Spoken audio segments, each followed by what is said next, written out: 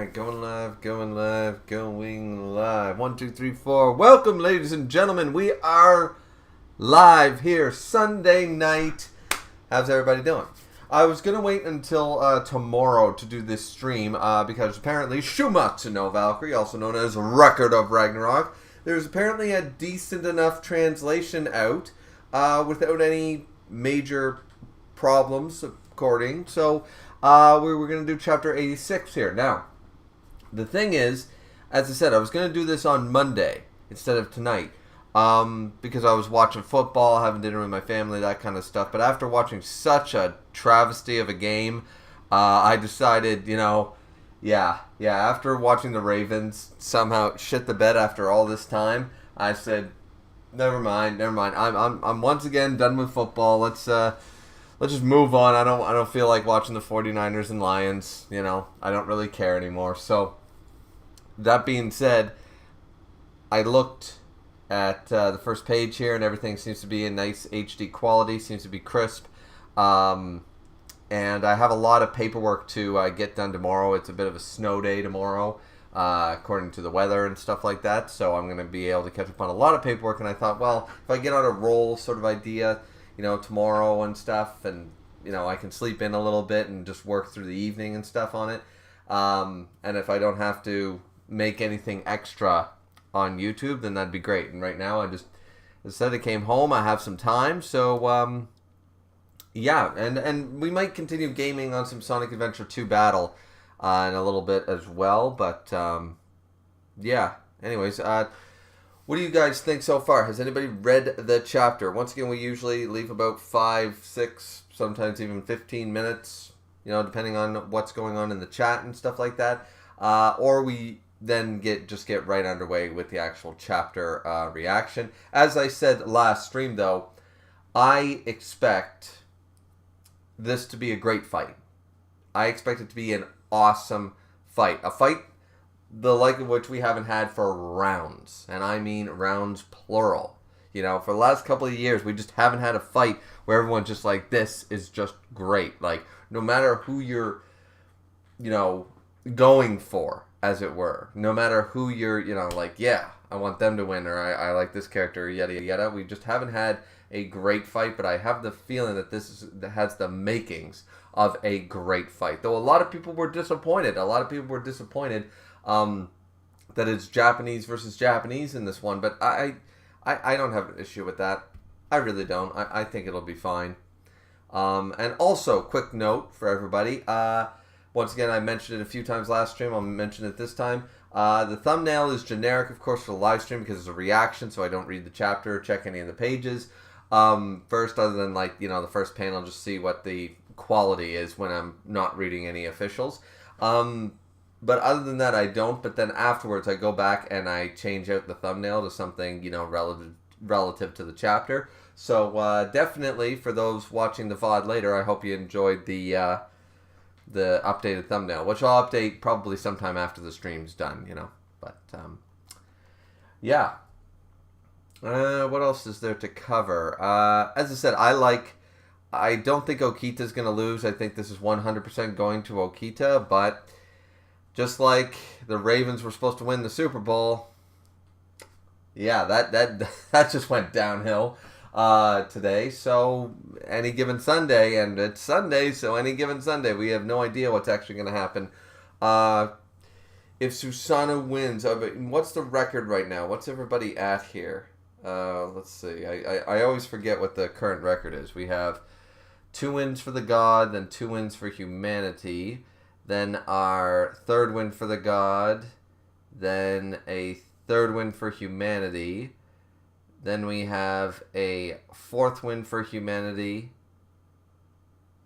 and then we have a 4th win,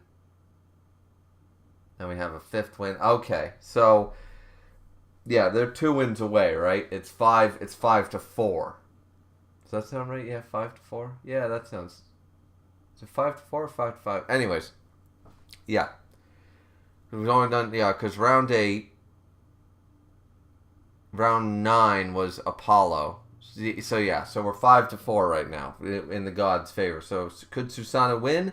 100%, but I think that Okita is got this one. I think Okita's got this. Joseph's in here and says, why do you keep saying we haven't had a good round in a long time when Nicola's fight was amazing? It didn't hit. It didn't hit in the same way. There was nothing wrong. Well, there was a few things. The problem with Tesla's fight, it is entirely weighed down by Beelzebub.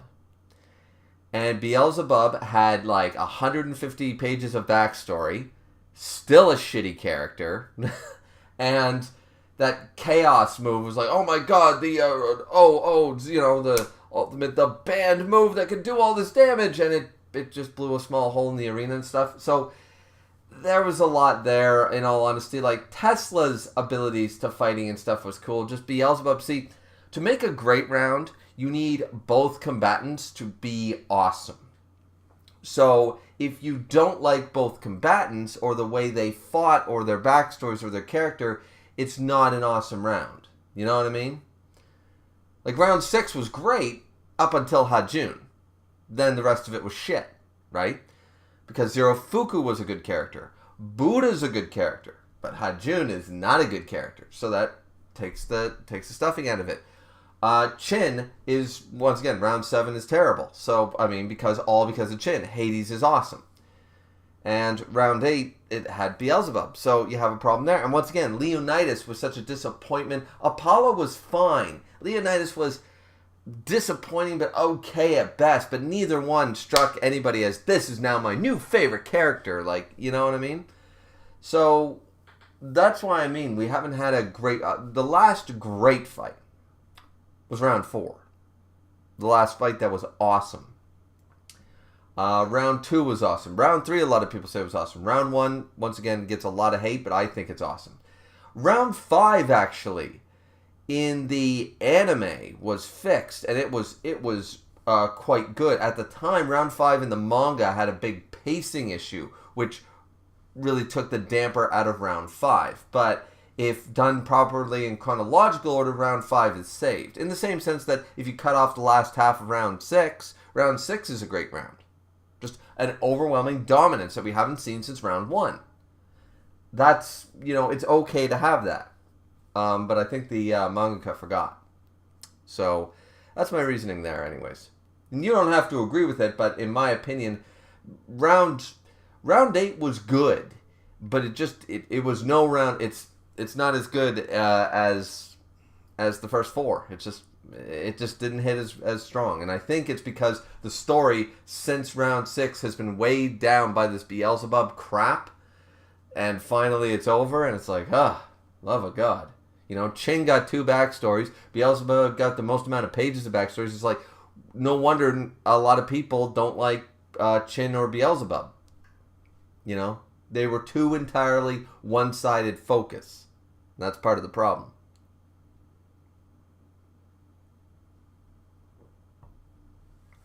Joseph said, Beelzebub may not have been a well-written character, but I personally still think his powers were pretty cool. His powers were okay. It was that whole, I'm going to unlock the ultimate thing that Hades himself banned because it's a nuclear superpower.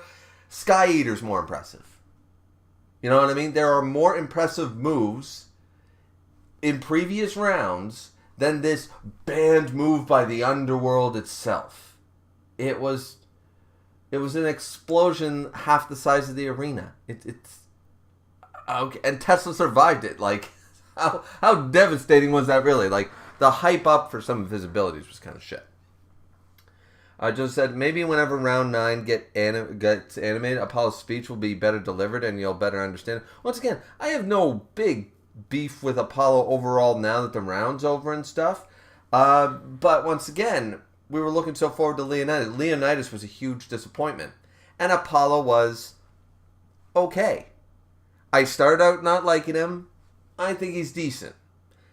But he's not some, oh my god, he's the greatest written character. He's not even top 5 of the greatest written characters in the series.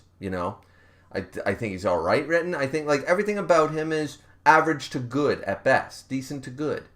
And Leonidas had a couple of good traits, but for the most part was very lackluster and disappointing in his appearance. So, so round 9 sort of was like, it was supposed to be a good round, but it's just missing that thing, right? So that's why I'm saying I think this will be it.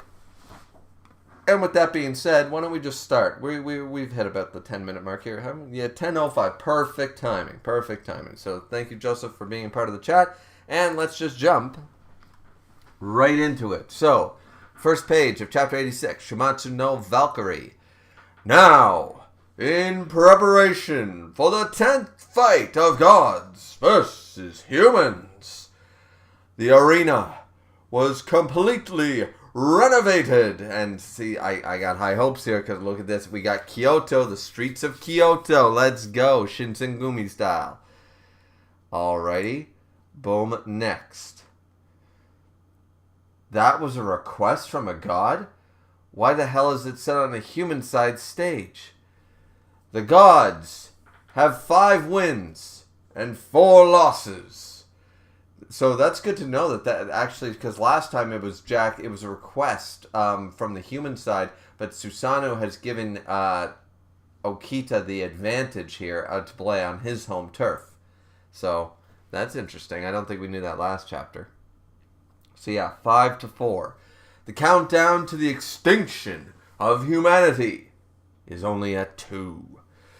Humanity is literally at the edge of a cliff right now, and to push them off this cliff, taking into account the lessons learned after the 9th round, where a large number of spectators were injured, the arena is completed with special specifications.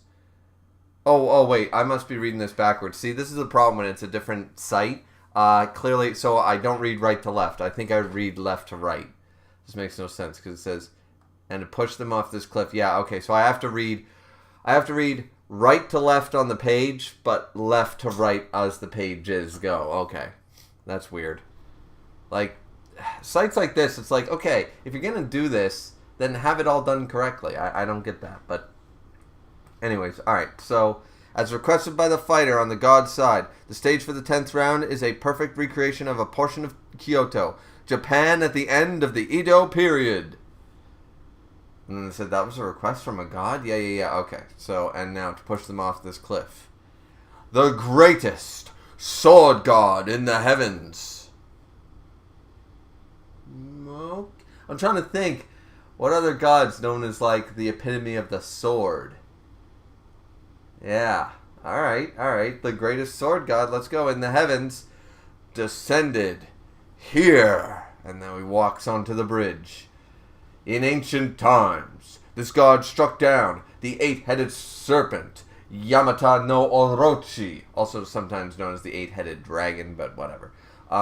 Sometimes depicted as a snake, sometimes a serpent, sometimes a, With this, Tosuka no Tsurugi, the sword of 10-hand breadths. Kenjutsu, that means swordsmanship at the moment, was born in the world. And didn't he, out of the 4th tail or the 6th tail, he pulled out the Kusanagi blade out of it. Out of one of the tails. Alright.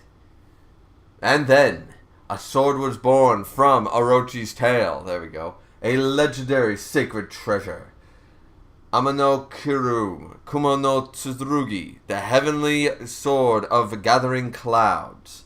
True. It is. That's its real name. It was renamed Grasscutter Sword, the Kusanagi no Tsurugi, later on. But this is the Ame no Murakumo no Tsurugi when it was first gathered. The Sword of Gathering Clouds, right.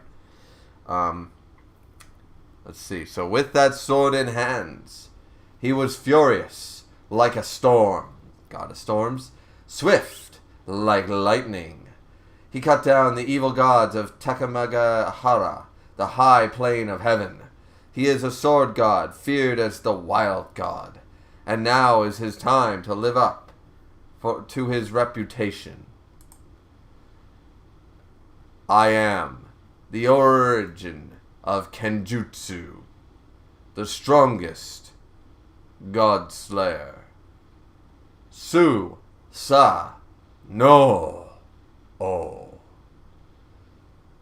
Susanoo. Let's go. Alright, that's actually pretty cool. Like his I love his design, his demeanor, so far everything, his armor, everything is just so badass. And I'm excited because I think this is straight up just going to be a swordsman fight. It's just going to be a sword duel, and we haven't had a real just straight up. We haven't really had a straight up weapons fight of two weapons masters since like round 3, really. You know, round 1 we had it, round 3 we had it, but ever since it's been unconventional styles. Even if people were using different weapons, different volans and stuff, but these two are both swordsmen facing off, so it should be quite good.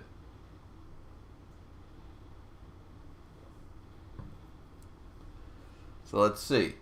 It's Susanoo no Mikoto. As I said, I think he looks really cool. I love this design. I don't know what other people were expecting, but I love the design. You know.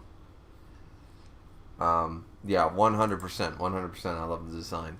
Going back with the chat, Joseph just says quickly that the sword he pulled out became one of the 3 relics of the royal. Yes, it's the regalia of Japan. There's the mirror, the necklace, and then the beads and the prayer beads, and there's the 8-handed mirror, and then there's of course the Kusanagi blade or the Amanoto. You know, the sword of gathering, the heavenly sword of gathering clouds. Renamed the grass cutter sword later because of what's his name. But anyways, yeah, it's one of the 3 regalia of Japan. Once again. Which would also, and so far I haven't seen it, in battle, it's not supposed to actually be a katana. Because the katana wasn't invented by the time that the story was written. It would have more likely have been a straight blade sword, you know, of a different type of origin, actually, back then. So it'll be interesting to see what the sword looks like. A lot of people showcase it as a katana, but that wouldn't really be... I mean, it's myths and legends, so you can do whatever you want and say that the sword was around. But yeah, it's actually funny because when they showcase a depiction of what it would look like if it really does exist and it's this old, because we, the commoner folk, we are not allowed to see the regalia of Japan. They show up the one time, it's like the crown jewels of England and stuff. You know, you can see it, but you can't touch it, and you know they're fake in the tower, and you know, so. But anyways, so Susanoo is here looking around. And just going, This is the Bakumatsu. Yes, the Bakumatsu period. Right in the heart of the Civil War. Right before the Meiji Restoration. And he's breathing in the air.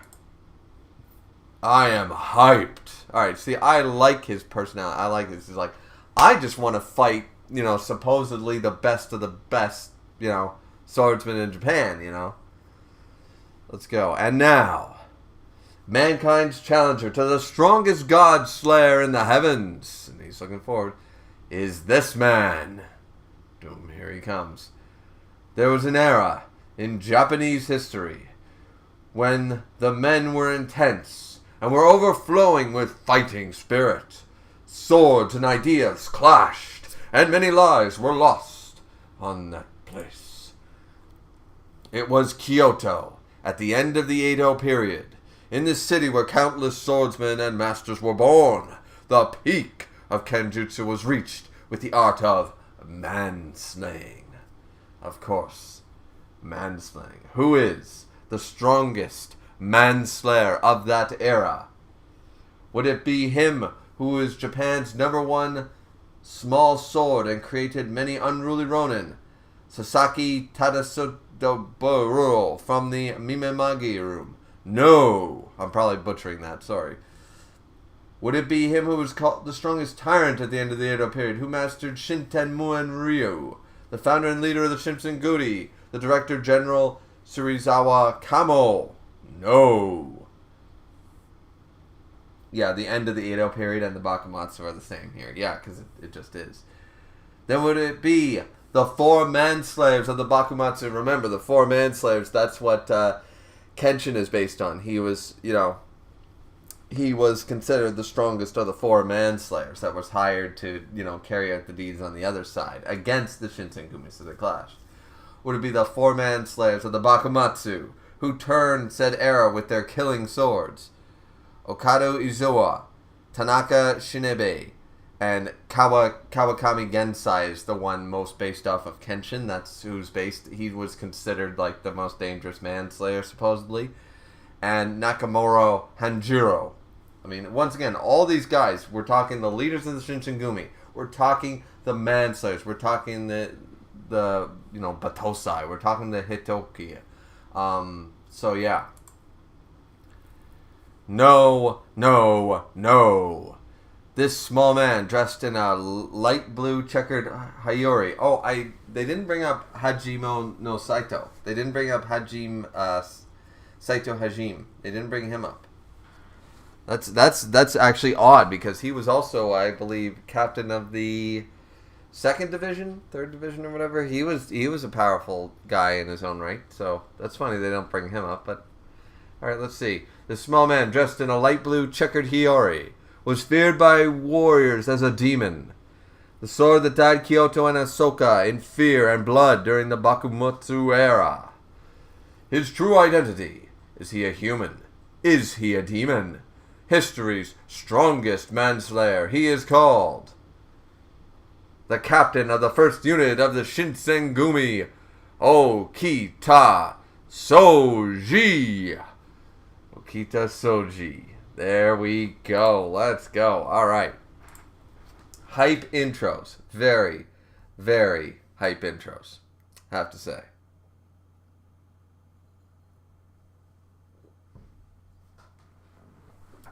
Oh, and thank you very much, guys, for the 3 likes. Let's try to get that up to 4 likes if we can. Joseph says, similar to the big 3 of Greek mythology, Susanna was part of a trinity of sibling gods. Yeah, Amaterasu, and who is supposedly the first emperor and descended, blah, blah, blah. And Tsukiyomi, yeah, who's the god of the moon, right? And they don't talk. And then Susanna did the thing with the comb and all that bullshit. Yeah. And Susanna was both a sea and storm god. Indeed. I'm actually quite familiar with the Japanese mythology. I'm actually quite familiar with it. Adam, but thank you for pointing it out once again. Adam Robinson said Lamar Jackson would be Susanna, not gonna lie. I mean, yeah, we're not gonna talk about Lamar right now. God damn. And Flowers there, man. Like, there was multiple times where that whole game was turned around. I mean, Jesus Christ. I'm just trying to forget about football until the fall, until autumn. So let's go. Man, that's a nice high-quality image. And they're just squaring off in the streets. I miss this town a lot, says Okita. Even the blood smells the same. Damn. The strongest manslayer in humanity's history, and heaven's strongest godslayer. Between those two, who is stronger? Let's see. Doom fight! Wait, so let's see. Okita's getting ready. He's in his stance, and Susanna's looking like, wait, what? And he goes, so you are Okita Soji then? Huh? I mean, yeah. That store. That's Ikidaya, right? True. You are right. I see, so this is Ikidaya. Oh my god, is he gonna just run in there and he's gonna be like, I wanted to try, let me guess, they serve some food or something like that? Or, let's see. This is where the Shinsengumi with only 4 men cut their way to victory against over 20 members of the Chozo and Oh, see, once again, as the sword dude, he's a fanboy, and we sort of got that. He's a huge fanboy of anybody who's a manslayer, someone that cut so many people down. So he knows all about the Shinsengumi and knows all about this. Like, oh my god, and that's why he wanted this to be in Kyoto, not necessarily to give Okita an advantage. He wanted to be there to see all the sights, be like, wow, so this is the very spot where you fought against not 1, not 2, but 3 dudes and cut them down in 1 stroke. Like, holy shit, man, I am so, like, this is awesome, you know? I have a feeling that's what he's going for here. And sorry I keep rubbing my nose, guys. I guess I should have trimmed my mustache better. It keeps tickling the edge of my nose here. Can't seem to shake it.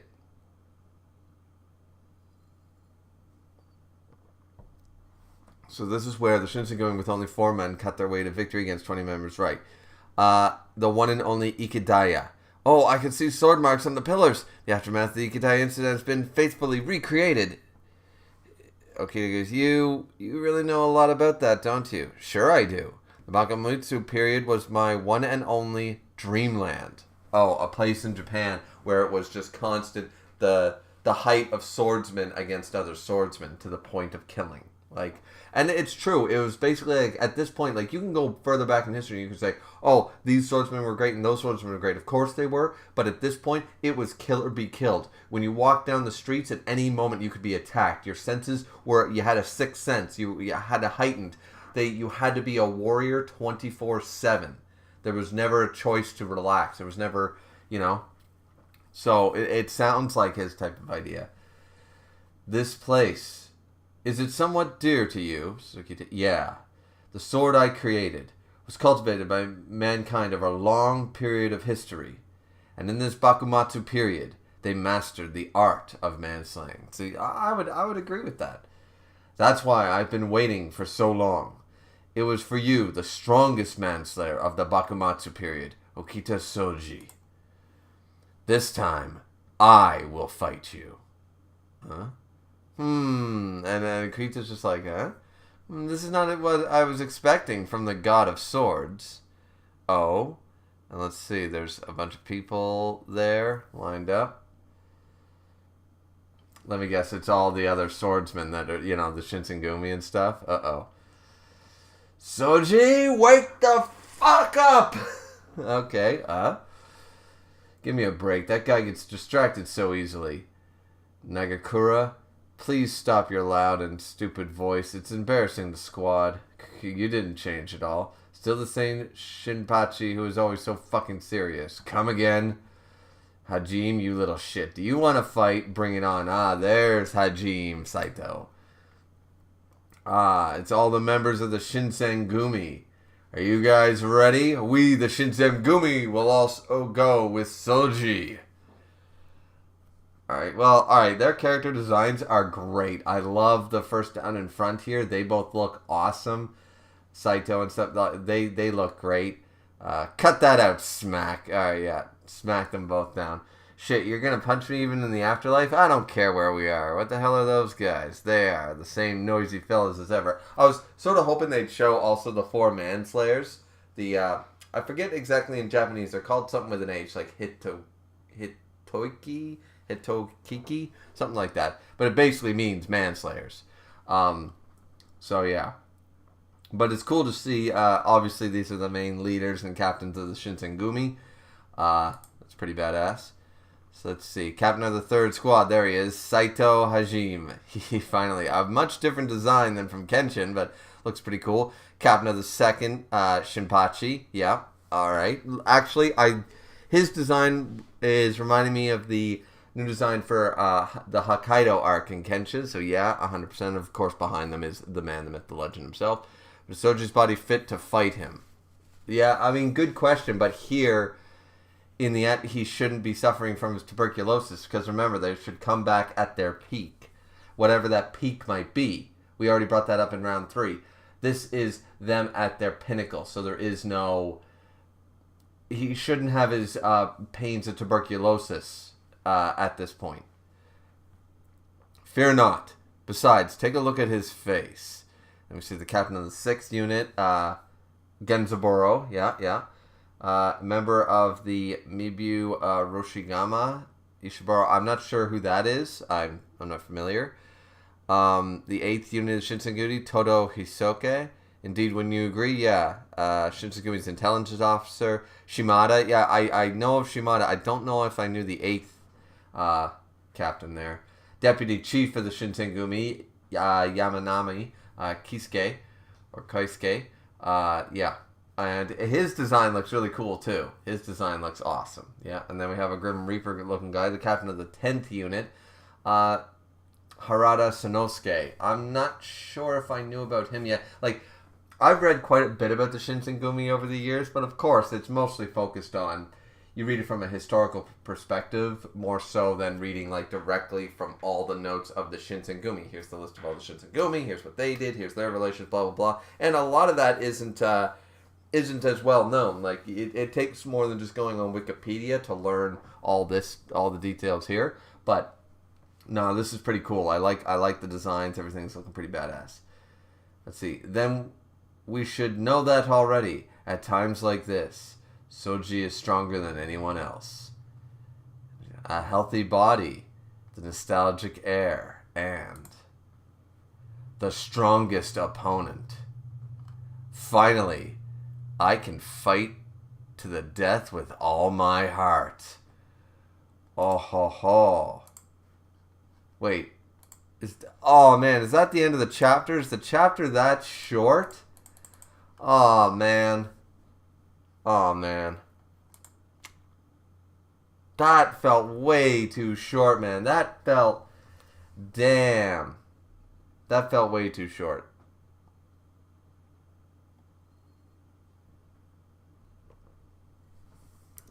But okay. I guess that's the end of the chapter. We don't even get to see the first initial class, but finally he can fight to the death with all my heart, which is awesome because Okita, like he says, a healthy body, and they said, will he be all right? It's like, yeah, he's gifted back to have a perfectly, he's not going to have tuberculosis anymore, so he's going to be in his peak form right now. That's going to be awesome. Let's see, let's check in with the chat then. Joseph says, as famous and skilled as Okita is there a reason why he was chosen out of all the others? Because others have said there was others in the Shinsengumi that are just as skilled or even more. Yeah, the captains of the 2nd and 3rd division were also considered highly dangerous and deadly on par, along with Kenzai there, one of the 4 manslayers on the opposite side. They clashed numerous times. Neither one of them could kill the other. So, yeah, there was tons. I think maybe the idea is that Okita would have eventually gotten stronger than all of them or more skilled than any of them had he not, because he died at like 23. He died at, or like 17 or something. He died at a really young age from tuberculosis, and he was only able to fight basically as a teenager before he died. So the idea is, had he gotten into his 30s or something, maybe it's something along those lines. I'm not sure. Maybe it was just character choice, right? I'm not sure, but yeah. But either way, this should shape up to be an awesome fight and stuff. But I'm not sure. Maybe it was just a choice because he's already been in other things. And, you know, when you eventually have to pick someone, it's sort of like if a gun to your head, you have to pick who's the best basketball player of all time, who's the best hockey player of all time, who's the best this, who's the best that. You know, gun to your head, you can always say like, oh, well, I can't pick this guy over this guy. But eventually, if you have to make a choice, you know, then you have to make a choice, right? And I guess the author just decided on Okita over everybody. There's definitely arguments for a couple of the Manslayers, a couple of the other Shinsengumi captains, but Okita was known as the best, and the idea is, as I said, had he not had tuberculosis and been able to perfect his sword for a few more years, he would have been better than all of them by the time he reached 30, you know? Joseph said, I'm just curious. This is just my speculation, but I've heard a similar argument before. Joseph said, about their history, that makes Okita stand above all the others. Just being the first captain, I guess, of the Shinsengumi as a teenager. That's sort of impressive, I guess. So that just showcases his charisma and his swordsman skills so early on, right? Joseph also said, I've heard people describe Ikedai incident where the Shinsengumi's greatest fight. And that's probably why it's brought up here. Yeah, it was crazy. Joseph said, wow, those are all the exact same designs from the Requiem of Shinsengumi manga. Oh, really? So he got to reuse all his favorite designs. That's awesome, because I know he wrote a story about Okita beforehand, right? Which is why a lot of people are saying that he will not... also, thank you guys. We got 4 likes now. That's fantastic. Let's try to get to 5. Even though the reaction's over so soon. So sad. But yeah, so... all the exact same designs from the... Yeah, I knew that he wrote one, which is why a lot of people are saying that Okita's definitely going to win. But it'd be really interesting if he wanted to flip everything on its head and say, like, yeah, I love this character and I wrote another manga and stuff, but he has no plot armor, boom, and he kills him off. It's possible, but that being said, that means all the next fights all go to humanity unless something interrupts the tournament. So, yeah.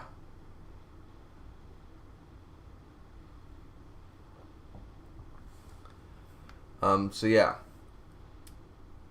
I've heard people describe, yeah, so, wow, these are all the exact same designs. Caden says, oh, yep, we read it. Kane said, so why did Susano do that? Why did Susano do what? What did Susano... Susano literally walked out there and fangirled over the Shinsengumi. He did nothing. So, Kane said, they should be at perfect health for the fight, so no sickness should be involved. Exactly. If Okita starts coughing up blood and doing some Uketake shit with his tuberculosis, I'm calling bullshit. Because that's the whole point is they're supposed to be at their peak physical form. You know, like, you know, the time when they're in their prime with a healthy body and all that, right? So, yeah. Joseph said, oh yeah, with those last lines, this fight looks like it's going to be sick. 100%. Caden said, war. What about war? War? Okay, yeah, war is a thing. War happens. Caden said 49ers are down 24-7. Really? That's awful too. Jesus Christ. Fuck football, man. I'm waiting till autumn. I just can't stand it. The Ravens should have won this year, and now they haven't. Now it's down to, okay, the Lions, who I don't give a shit about. The 49ers, who I want the Cowboys to get 6 before they get 6, but if I had to pick the lesser of two evils, I'd go with the 49ers. But now they're going to lose to the Lions by the sounds of it, and if that's the case, then the Lions are going to have to fight the Chiefs, and Plot Armor Mahomes is probably going to win again, and that's just going to be like... What happened is, we traded a Tom Brady era for now a Patrick Mahomes era, and that is so fucking boring as a fan. I don't want to see the same teams win. I'm going to see different teams win, you know? Like, I was never a huge KC hater or fan, but now, and especially with the Taylor Swift shit just puts a bad taste in my mouth. Like, can we stop talking about Taylor Swift and get on to football? Like these other guys don't date, like, supermodel women and stuff and millionaire women. Tom Brady's wife made more money than he did. But they didn't show her every 5 fucking minutes and talk about her on every radio station every week for the entire football season. I don't care that Taylor Swift... Jack Nicholson is at a Lakers game. I don't see them talking that Jack Nicholson is there once again. A season ticket holder is there every fucking game, you know? Drake's at a Raptors game. Fantastic. You know, they might mention it once, a couple of times a season, and there's, you know, Drake looking pretty excited that the Raptors are doing well or what. Like, but you don't have to mention it all the fucking time. So now KC has left a huge... And the sad thing is that I love the Kelsey brothers. I think they're both phenomenal players and stuff like that. But I can't stand that shit. So yeah, football's done for me. Caden said pick the city. What city? Caden said Susano seems like a fanboy and he wants to fight somebody who supposedly mastered his swordsmanship. That's right. That's basically what he wants to do. Caden said there's literally fans saying they only went because Taylor Swift was. Yeah, I know. And it's putting such a bad taste. We need KC to lose so these Taylor Swift fans will fuck off. And I have nothing wrong against... I don't know the woman, so I got nothing against her. I like a couple of her songs. She's alright. She's pretty good, you know. She's obviously very successful. Good for her. But all of a sudden, why, just because one player is dating Taylor Swift, they're acting like it's the Queen of fucking England. Like, Taylor Swift is just a pop star. Madonna's been in NFL games. Cher's been in NFL games. Lady Gaga's been in NFL games. We don't freak out every week just because, you know, pop stars go to goddamn games. You know, so it's crazy. Caden also says, so does Susano believe his opponent is the best human swordsman? Pretty much. Or the art of killing. The art of manslaying specifically. The swordsman style that he developed, that he first created, has now been, in his opinion, was perfected in this era of kill or be killed. And he thinks that the strongest of that era, of that time, is his greatest student, in a way, and he wants to fight him. Caden said, to be fair, the Queen of England is 6 feet under. True, but still, it's like, Taylor Swift is not Princess Diana. Like, Jesus Christ. Fuck. Who's also 6 feet under. Caden said, there are crazy people trying to say Taylor Swift is more famous than Michael Jackson. See, this is the problem. my game is not only being taken away from me, but it feels so plot heavy, and I'm trying to tone down my conspiracy theories when it comes to the script of the NFL. But the fact that Taylor Swift decides to date a Kansas City Chief this year, and all of a sudden, who's going to the Super Bowl? And what do they keep talking about? You know, it's just, yeah. So that part is kind of bothering me a little bit, the social media aspect of it and everybody hyping up. Like, I don't want to hear Taylor Swift or see her face in a football game. So now I can't watch Kansas City. You know, I was hoping to watch the Ravens destroy them, and they should have. The only game, they put up 30-plus points every game for the past, 6 months. They put up 10. Like, what? You had your worst game of the season when it mattered. Feels like watching the Cowboys all over again, you know? It was crap. So, yeah, I just don't know. They're sort of stealing away the thunder of football, and it's bothering me.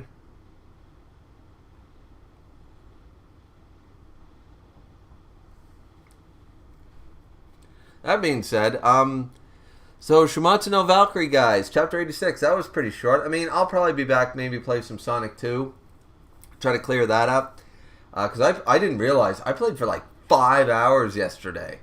I didn't even realize it, you know, because after I was done, I was like, okay, and I finished, I had some stuff marinating, and I cooked some shit and stuff. I didn't realize I was streaming for 5 whole hours, and I was like, it does not feel like 5 hours. It feels like 3, you know? And I was like, holy shit, I've been playing this game a while. And then, I checked the fridge. And I'm like, man, I've had quite a few beer. Okay, well, maybe I should end the stream. Like, I was there playing like I was going to beat the whole game in one stream. And I'm like, is it possible to speedrun that game? 100%. But I was just playing for fun and then getting mad at the stupid fucking Master Emerald missions. Because fuck those missions, man. Hate those missions.